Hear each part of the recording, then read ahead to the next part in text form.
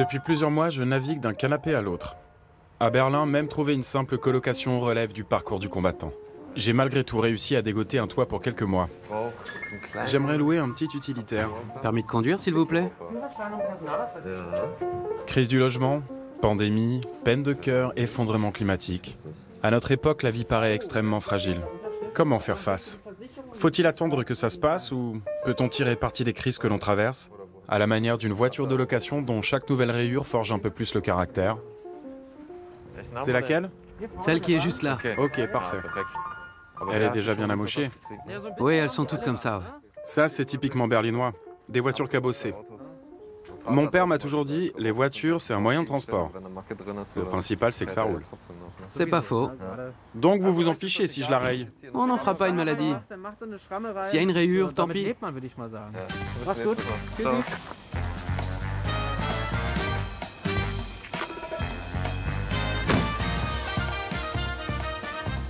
Je m'appelle Yann, j'approche la trentaine et je ne peux pas dire que je mène ma vie selon un plan tout tracé. L'existence reste en grande partie pour moi une énigme. Que faut-il croire? Que faut-il oser? Comment trouver sa voie dans ce monde? Nous nous posons tous ces questions. Certains ont même trouvé des réponses, des gens très différents, et je veux aller à leur rencontre.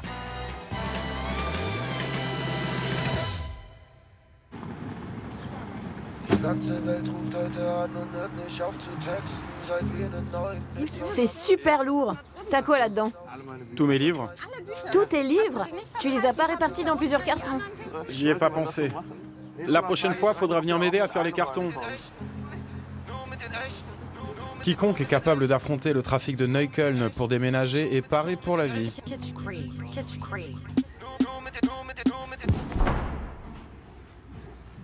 C'est le dernier. Super. On enlève ses chaussures dans l'appartement. Quoi? Ah oui, bien sûr, désolé. On a un rangement pour les chaussures ici. On va te faire un peu de place. Madeleine, ma nouvelle colocataire, m'a l'air de quelqu'un d'organisé. Au téléphone, elle m'a tout de suite prévenu qu'il y avait des règles bien établies dans la colocation. On se lave toujours les mains en arrivant quand on vient de l'extérieur. Mais c'est... Tu peux raccrocher la serviette? Quelqu'un veut un café? Avec plaisir. Là, c'est ma chambre. Elle donne sur la cuisine. L'idéal pour grignoter le soir. Oui, c'est ça. Tu l'as rangée exprès pour moi ou elle est toujours comme ça? La plupart du temps, elle ressemble à ça. Le planning des tâches ménagères. Calendrier des corvées, tri des déchets. Organiser le quotidien est aussi une stratégie de survie pour mettre un peu d'ordre dans le chaos du monde. Toi, tu aimes la vie ordonnée? Ça peut être un peu énervant parfois. J'avoue qu'il m'arrive de trouver ça trop bien rangé. En tout cas, ma chambre est souvent bien moins en ordre que le reste de l'appartement. Oui, Mais je passe par différentes phases. Et toi, tu dis oui? parce que c'est vrai. Mais quand on est trop à cheval sur les règles, est-ce qu'on ne perd pas de cette souplesse qui permet de faire face aux aléas de l'existence? Est-ce que ça t'apporte de la stabilité dans la vie de tous les jours? J'ai l'impression que le monde devient de plus en plus compliqué et stressant. Peut-être pas consciemment, mais je pense que ça me permet de m'organiser plus facilement au quotidien. Et ce n'est pas non plus ultra rigide. Si on n'a pas établi de calendrier des tâches ménagères avant dimanche, ce ne sera pas la fin du monde. L'ordre, c'est quelque chose d'important, comme la propreté, parce qu'on se sent mieux dans un lieu bien rangé. Mais ça facilite aussi les relations humaines. Et je trouve que c'est vraiment crucial de trouver un bon équilibre dans une colocation. Ça sent super bon. Oui, et je meurs de faim. Cette première journée avec mes nouveaux colocataires était très sympa. Il va falloir que je m'habitue aux règles de l'appartement, mais finalement j'apprécie le pragmatisme de Madeleine. Peut-être même que grâce à ces consignes, la colocation est moins fragile, parce qu'elles permettent d'éviter les conflits.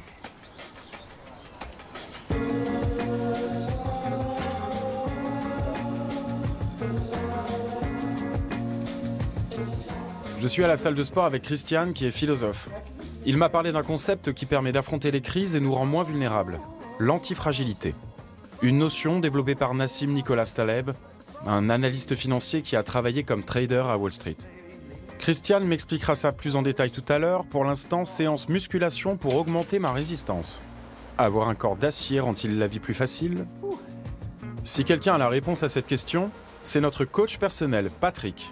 Il a porté des boules de béton, tiré des avions et détient le titre d'homme le plus fort d'Allemagne. Alors, les épreuves rebondissent-elles sur les montagnes de muscles? Super. C'est bien. Ok, maintenant on va recommencer. Tu peux le refaire plusieurs fois? D'ici ou de là? Tu poses et tu soulèves jusqu'en haut. T'en fais combien, toi? Je mets plus de poids déjà. On va en ajouter un peu. Voilà, vas-y. On est presque à 35.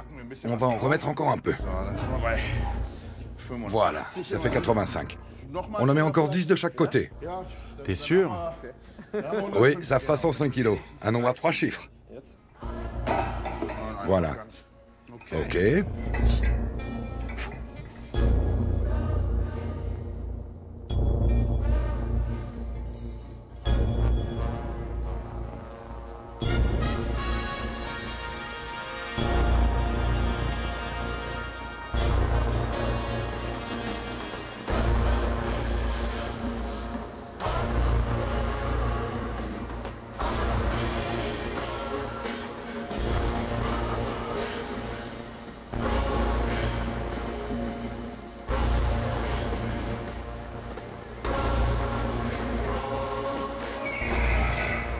Il vous en faut plus? Ça peut durer un bout de temps. Mon maximum, c'est 200 kilos. Donc 2 fois ça. J'ai arrêté la compétition à 185 kilos, avec une déchirure du triceps. Tu as toujours voulu être très costaud? Je crois que c'est lié à mon histoire personnelle, au fait que j'ai vécu énormément de choses assez dures. Mon père est mort quand j'avais 4 ans, et je suis né en Iran en 1979, c'est-à-dire l'année où a éclaté le conflit avec l'Irak. Donc les 7 premières années de ma vie ont été marquées par la violence, la guerre, la mort de proches, et ce genre de choses. Quand j'étais gamin, je lisais beaucoup de bandes dessinées. Je regardais des films d'animation avec des super-héros et je me disais que si moi aussi j'avais des pouvoirs comme ça, je pourrais empêcher tous ces malheurs d'arriver. En fait, il y avait d'un côté ce monde imaginaire, où même si je n'étais qu'un enfant, j'avais du pouvoir, et de l'autre, la réalité sur laquelle je n'avais aucune prise, où j'étais le jouet des circonstances. Quand l'un de nos parents meurt, on ne se dit pas qu'on aurait pu l'empêcher. On a le sentiment que la vie nous inflige quelque chose. Mais la force physique ne permet pas forcément d'avoir prise sur sa vie. Si on se contente de l'aspect physique, tu as tout à fait raison. S'il y a un krach boursier et que je perds tout ce que j'ai, c'est sûr que mes gros bras ne me serviront absolument à rien. Mais chez moi, c'est une sorte de principe qui se décline sous différentes formes. Je n'étais pas très bon élève. J'ai arrêté le lycée en seconde. Mais plus tard, j'ai décidé de reprendre des études. Et tout ça, c'est lié. Le dénominateur commun, c'est que la seule chose sur laquelle j'ai prise, c'est moi-même. Il ne dépend que de moi de grandir, d'être aussi flexible que possible et de savoir m'adapter à tout. Je suis un Arménien né en Iran, donc je faisais partie d'une minorité. Puis en Allemagne, j'ai dû intégrer une troisième culture. J'aurais pu me dire, je vais chercher des gens qui ont les mêmes origines que moi et rester dans mon petit cercle. C'était possible, ça m'aurait facilité la vie. Mais en même temps, ça m'aurait empêché de me développer et de mener ma vie aussi pleinement que possible dans cette nouvelle culture. Plus je suis capable de m'adapter, mieux je peux gérer le stress de l'imprévu. Et c'est mon but en fin de compte. Je veux survivre.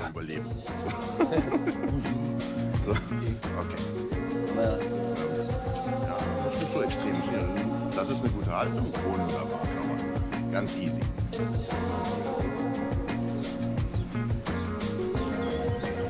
Je me sens un peu mieux, un peu plus antifragile. Il faut que mes muscles se relâchent. Et ce Taleb qui a inventé le concept d'antifragilité, est-ce que lui aussi il ressemble à Monsieur Muscle? Oui, il fait de l'haltérophilie. C'est vrai. Alors les épreuves de force, ça aide vraiment à devenir antifragile?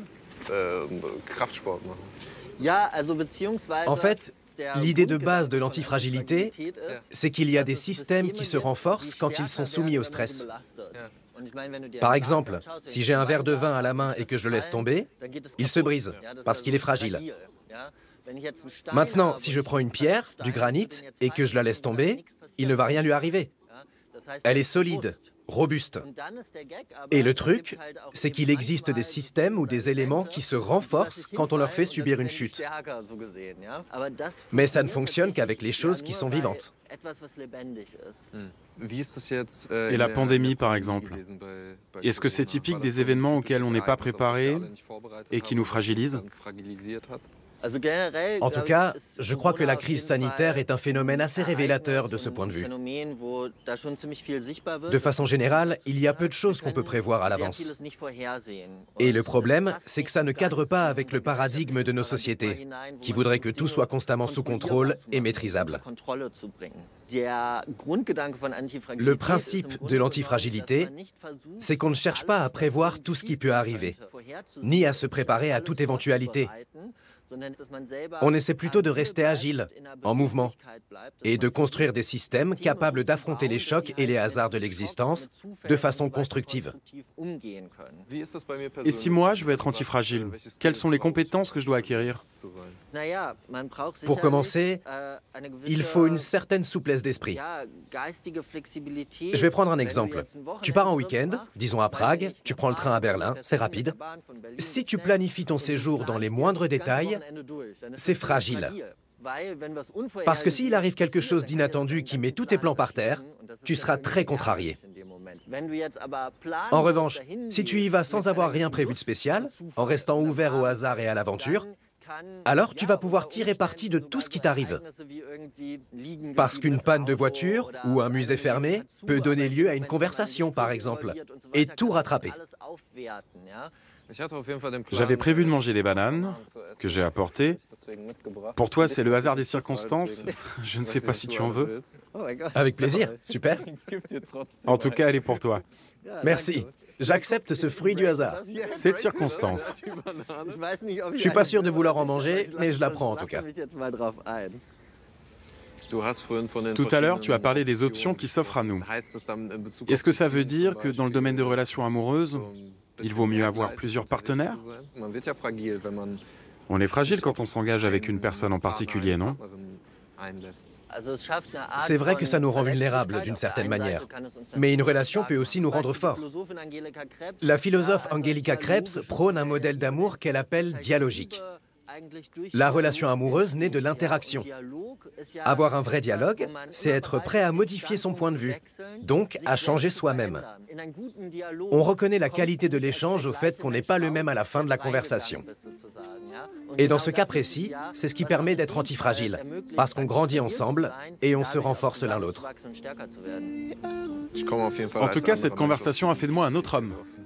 Je pense que je me suis antifragilisé. Merci beaucoup pour ton temps et pour la séance de muscu. Rentre bien. Et bonne chance pour les courbatures. Salut. À bientôt.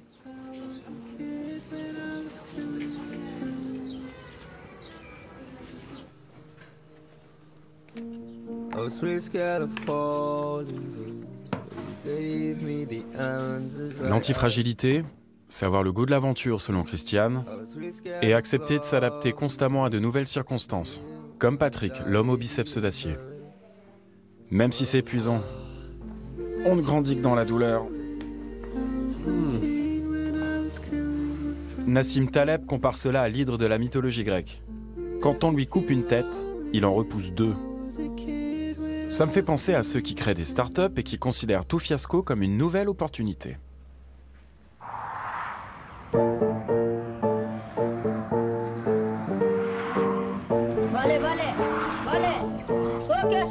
J'ai rendez-vous avec Nikita Farnoltz sur le circuit de Spreewald. Il a grandi dans un préfabriqué de Berlin-Est et a fait fortune avec un service de livraison de pizza. Depuis, il ne cesse de créer de nouvelles entreprises. Serait-il l'incarnation de l'antifragilité ? Ou l'engouement pour ce business model n'est-il qu'un mirage ? Pas mal la caisse, impressionnant. On fait ce qu'on peut. Salut. Quand tu m'as parlé de voiture de sport, j'imaginais une Lamborghini ou une Ferrari. On va commencer tranquille. C'est une M2. Je lui ai mis des jantes dorées pour l'occasion. L'accessoire qui tue. Oui, c'est ça. Et là, tu as un capot en carbone et 450 chevaux dessous. Elle monte à 100 en combien de temps? 4 secondes et demie en théorie. On va voir si on y arrive. Bon, je suis prêt. Oh, punaise. Et bien sûr, il se met à pleuvoir. C'est pas l'idéal. Super, merci. J'essaie de me tenir, mais j'y arrive pas. T'as déjà fait une sortie de piste? Oui, Et tu t'es dit quoi sur le coup? ça va me coûter cher.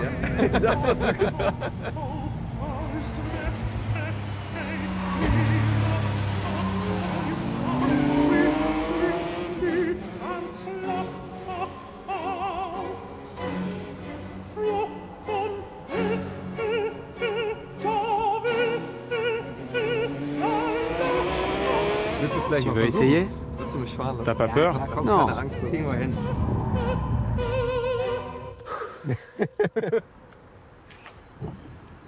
C'est une manuelle? Non, une automatique. C'est pas mal d'avoir les deux mains sur le volant.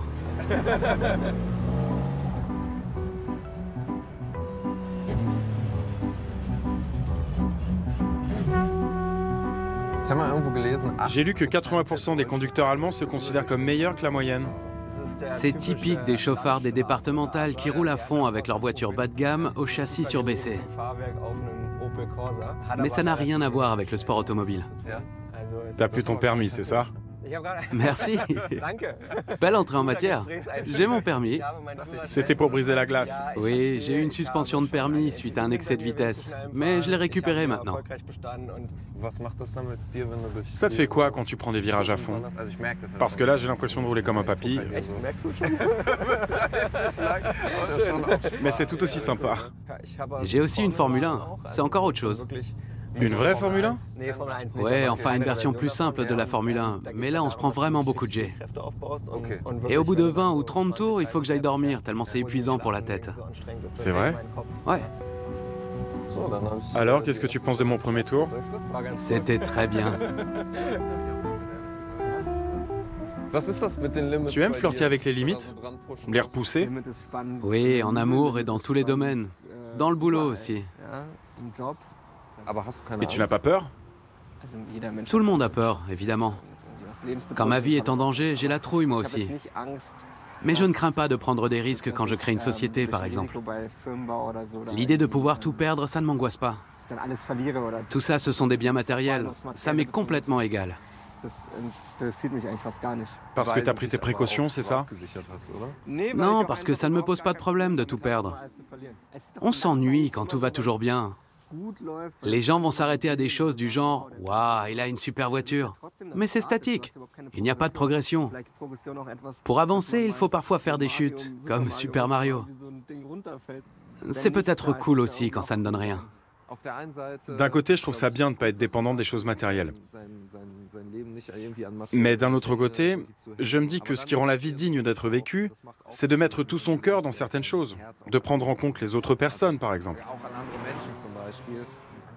Je me suis fait arnaquer une fois. Sérieux? Oui. C'est sans doute la plus grande crise que j'ai traversée. Et je suis convaincu que c'est formateur. Il ne faut pas fuir ce qui fait mal, mais accepter de passer par toutes ces émotions désagréables. Un investisseur m'a dit un jour, « S'il y avait la guerre, je te voudrais dans mon camp ». Je ne sais pas trop ce qu'il avait en tête, mais je crois qu'il a compris que je suis capable de me débrouiller avec très peu de choses. Et que j'ai une volonté de faire pour parvenir à mes fins. C'est quoi ça? Je suis très content qu'on n'ait pas fait ça. On dirait du bobsleigh sur asphalte. Je crois que je vais me rentrer. Moi, je vais refaire quelques tours. Pour moi, ce sera tout pour aujourd'hui. Je vais prendre le bus. Pas de problème. Bon retour. Salut.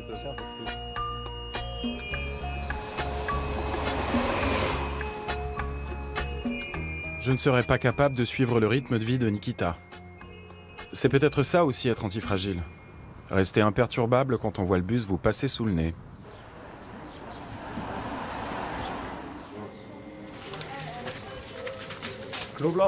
Ail, sésame, sauce piquante, houmous? Houmous, sésame, sauce piquante. Pas d'ail. Les entrepreneurs comme Nikita sont antifragiles parce qu'ils incluent toujours la possibilité de tout perdre dans l'équation. Il faut être fait pour ça. Je me dis parfois que la fragilité, elle aussi, a des avantages.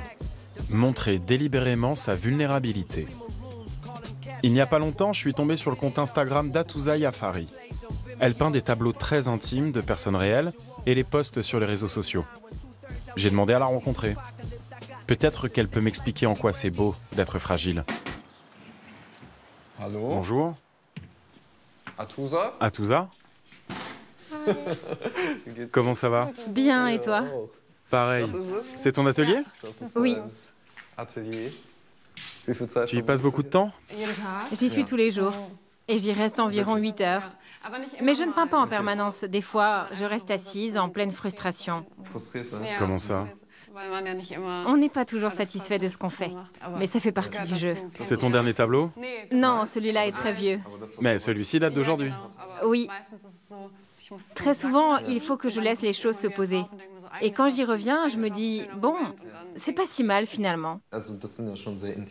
Tu peins des instants très intimes où tes modèles montrent leur vulnérabilité. Ils s'ouvrent à toi facilement? Les femmes que je rencontre sont toujours très sûres d'elles. Et franches. Et pour tout te dire, il m'arrive aussi de demander aux gens des photos pour travailler. Nous, les êtres humains, on est très forts pour se cacher, pour dissimuler notre moi profond. Et c'est bien mieux quand ma sœur pose pour moi, par exemple, et que je peux lui dire « Arrête enfin, sois toi-même ». Lequel de ces tableaux je peux acheter? Acheter? Tu peux te le permettre? Non, on va couper ça au montage. C'est génial ça.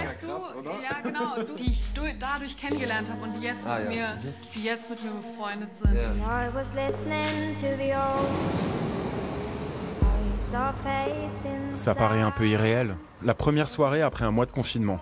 Tout d'un coup, les bars sont bondés. Il faut réapprendre à s'exposer aux autres sans se protéger. C'est génial de voir ça. C'est même un peu bizarre, non? C'est l'occasion de savoir si je suis prêt à m'ouvrir aux autres, même au risque d'en souffrir. On a un a priori négatif contre la fragilité. Pourtant, c'est l'instant où les murs tombent. On enlève tous les filtres et on laisse parler l'enfant qui est en nous. Il y a de la franchise, de l'émotion. Et c'est assez important. J'ai 2 cartes action ou vérité dans mes poches, tu choisis quoi? Sérieusement? Tu choisis quoi? Vérité. D'accord. Enfin, je ne sais plus dans quelle poche c'est. La droite, je crois. Quelle est la pire chose que quelqu'un t'ait dit devant l'un de tes tableaux? C'était lors d'une exposition. Un monsieur d'un certain âge est venu me trouver pour me demander avec qui j'avais étudié. Alors j'ai répondu que je n'avais pas fait les beaux-arts. Et il m'a dit « ça se voit ». Wow. Comment on peut dire un truc pareil? C'est comme ça, c'est tout. Je ne l'ai pas pris pour moi, il exprimait quelque chose par rapport à lui-même. Chaque fois qu'on a l'impression que ce qu'on fait n'est pas assez bon, il faut se reprendre et se dire « tu es comme tu es ». Et ensuite, on doit trouver l'erreur ou le problème pour le résoudre et passer au niveau supérieur. Il me reste une carte, mais cette fois, je ne te laisse pas seul, il n'y a pas de raison. Alors, action. Demande à quelqu'un que tu ne connais pas, en toute franchise, à quoi tu penses quand tu me vois. Oh non! Tiens, vas-y. Je peux vous poser une question? Ouais, vas-y. Qu'y a-t-il de beau chez moi? De beau? Oui. Je dirais ton sourire, parce qu'il est franc. Oui, il montre qui tu es. C'est vrai. Ah ouais? Bon. Tu veux relire la question? Ça va aller. Qu'est-ce que tu trouves beau chez moi? Ton naturel, oui. Tu as du charisme. J'ai déjà entendu ça. J'ai autre chose à dire. Donc toi, c'est vraiment le charisme, et toi, c'est le sourire. Je n'ai pas de charisme et pas non plus de beaux yeux. Et vous, vous avez un joli sourire. Beaucoup de charisme et de beaux yeux. On devrait faire ça plus souvent. Oui, Franchement, je suis agréablement surpris. Je recommencerai. oui, chaque fois que tu déprimes, tu fais « Comment tu me trouves ?» Qu'y a-t-il de beau en moi? Tu vas où? Par là.